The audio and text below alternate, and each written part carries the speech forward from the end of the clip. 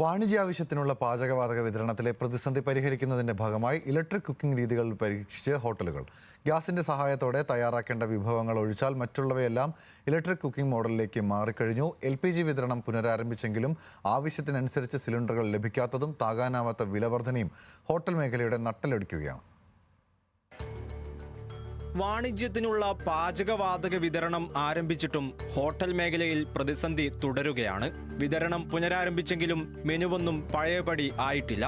Gas അമിതമായി ഉപയോഗിക്കേണ്ടി വരുന്ന വിഭവങ്ങൾ പലതും ഇപ്പോഴും ലിസ്റ്റിൽ നിന്ന് പുറത്താണ്. സിലിണ്ടറുകളുടെ ലഭ്യതയിലെ അനിശ്ചിതത്വവും അമിത വിലയും കാരണം മെനു പഴയ പോലെയാക്കാൻ മടിക്കുകയാണ് ഹോട്ടൽ ഉടമകൾ. അടഞ്ഞുകിടന്ന പല ഹോട്ടലുകളും തുറന്നു പ്രവർത്തിക്കുന്നുണ്ടെങ്കിലും ഭക്ഷണ മെനുവിൽ നിയന്ത്രണങ്ങളുണ്ട്.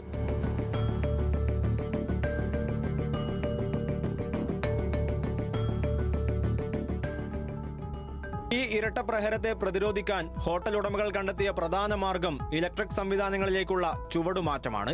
പാചകവാതകത്തിന്റെ വിലക്കയറ്റം ലാഭവിഹിതത്തെ ബാധിച്ചതോടെ ഭൂരിഭാഗം വിഭവങ്ങളും തയ്യാറാക്കാൻ ഇലക്ട്രിക് അടുപ്പുകളെയാണ് ഇപ്പോൾ ആശ്രയിക്കുന്നത്. കറികൾ മുതൽ റൈസ് ഐറ്റംസ് വരെ ഇലക്ട്രിക് ഓവനുകളിലും കുക്കറുകളിലും തയ്യാറാക്കുന്നു. ഗ്യാസ് സിലിണ്ടറിനായുള്ള കാത്തിരിപ്പ് മറികടക്കാൻ ഈ വൈദ്യുത പാചക രീതി ഒരു പരിധിവരെ സഹായിക്കുന്നുണ്ട്.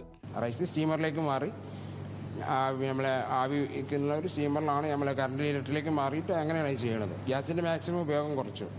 പിന്നെ കുറഞ്ഞ കാര്യങ്ങൾക്ക് മാത്രമേ ഗ്യാസ് ഉപയോഗിക്കുന്നുള്ളൂ.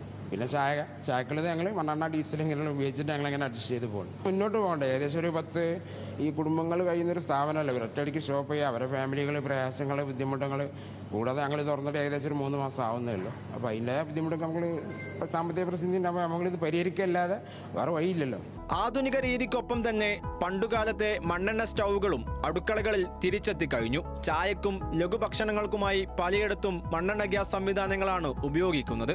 ലഭ്യത കുറവ് മൂലം കച്ചവടം മുടങ്ങാതിരിക്കാൻ ഈ ബദൽ രീതികൾ വലിയൊരു ആശ്വാസമാണ് നൽകുന്നത്. വിലക്കയറ്റത്തിന്റെയും ലഭ്യത കുറവിന്റെയും തീയിൽ വെന്തുരുകുമ്പോഴും തളരാതെ പുതിയ അതിജീവന പാതയിലാണ് കേരളത്തിലെ ഹോട്ടൽ ഉടമകൾ.